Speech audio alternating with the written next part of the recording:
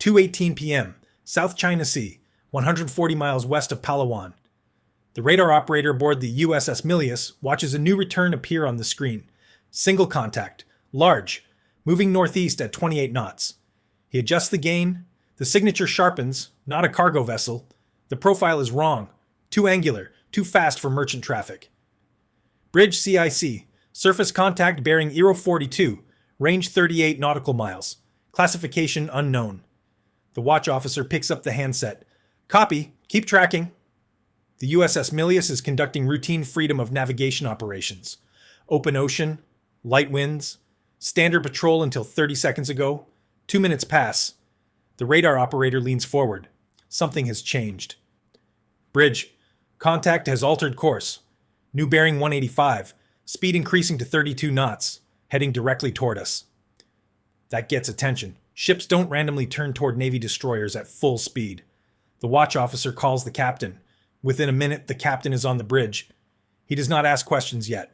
He walks to the radar repeater and studies the display. The contact is closing. Fast. At 2:24 p.m., the silhouette database confirms the match. Type 055, Renhai-class guided missile cruiser. Chinese People's Liberation Army Navy. One of their most capable surface combatants. Displacement over 12,000 tons. Equipped with dual-band phased array radar and 112 vertical launch cells. This is not a patrol boat. This is a warship built for blue water combat. The captain's voice is calm. Maintain course and speed. Log all movements. Get me visual confirmation. An officer raises binoculars toward the northern horizon. Nothing yet. Just empty sea and scattered clouds. Another update from CIC. Contact now at 32 miles. Speed holding steady. Intercept course confirmed. The bridge stays quiet. The only sounds are engine hum and the soft ping of radar sweeps. At 2:31 p.m., the lookout spots it. A gray hull rising over the horizon line. Tall superstructure. Distinctive pyramid-shaped mast housing integrated radar arrays. Type 055 confirmed visually. The Chinese cruiser continues inbound. No radio call, no course change, just steady bearing, decreasing range. The captain walks to the chart table. He traces the projected path with one finger. The lines intersect in less than 20 minutes. CIC bridge, activate SLQ-32, start collecting. In the Combat Information Center below deck, the electronic warfare system powers up. Every radar emission from that Chinese warship is now being recorded, analyzed, and cataloged. This isn't just a close encounter anymore. This is an intelligence opportunity. 2:47 p.m. The Chinese cruiser closes to 12 nautical miles. Then it does something unexpected. Instead of continuing the intercept angle, it turns parallel. Same heading as the USS Milius. Same speed. Running alongside at a distance close enough to see details on deck. The captain watches through binoculars. He can see sailors moving on the Chinese ship's deck. He can see the angular surfaces of the Type 346B radar arrays. He can count the VLS hatches. An officer next to him speaks quietly. They're showing us their flank. The captain lowers the binoculars, and we're recording every inch of it. In CIC, the electronic warfare operators are busy.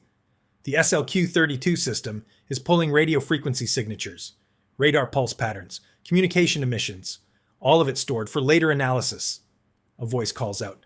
Chinese vessel has activated fire control radar, multiple tracking modes detected. The captain does not react with alarm. He simply says, log it, continue collection. At 2:53 p.m., the order goes out. Launch the Seahawk. The MH-60R helicopter lifts off from the flight deck.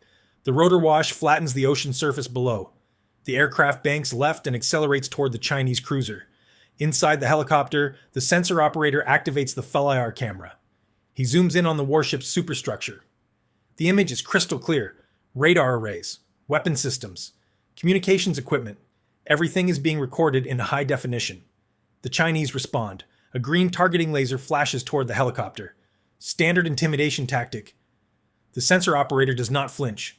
Instead, he locks the FLIR onto the laser source itself. Optical tracker identified. Position marked. The helicopter has just documented the exact location of the targeting system. Back on the bridge, a radio transmission breaks through VHF channel 16, Mandarin, then English. United States warship. You're operating in waters under Chinese jurisdiction. Alter course immediately. The response is immediate and formal. This is United States naval vessel Milius, operating in international waters in accordance with international law. We will maintain our current operations. No emotion, no debate, just facts. The Chinese cruiser continues its parallel run. The tension is building with every passing minute. For the next 40 minutes, both ships maintain parallel course. Neither side changes speed. Neither side transmits again. Just two warships, separated by 8 nautical miles of open water, moving in formation. The bridge crew on the Milius stays alert. Eyes scan the horizon. Radar operators monitor every movement. The Chinese cruiser does not deviate. It simply matches every adjustment the American destroyer makes. At 3:35 p.m., a report comes from CIC. Chinese vessel reducing speed, 5 knots below our current. The distance begins opening, slowly at first. Then more noticeably, the captain steps to the window. Through binoculars, he watches the Chinese cruiser's wake flatten. The bow drops slightly as the ship decelerates. At 3:41 p.m., the Chinese warship turns, a gradual arc to starboard, heading back toward the northeast. A junior officer on the bridge exhales quietly. Another sailor, standing near the chart table, says almost to himself, "They broke off." The captain does not acknowledge it. He only gives the next order. Maintain course. Log. Final position and time. Secure from heightened alert. The radar operator confirms. Contact bearing 075. Range increasing. Tracking departure. The ocean between the two ships grows wider with each passing minute. The tension that filled the bridge begins to drain away.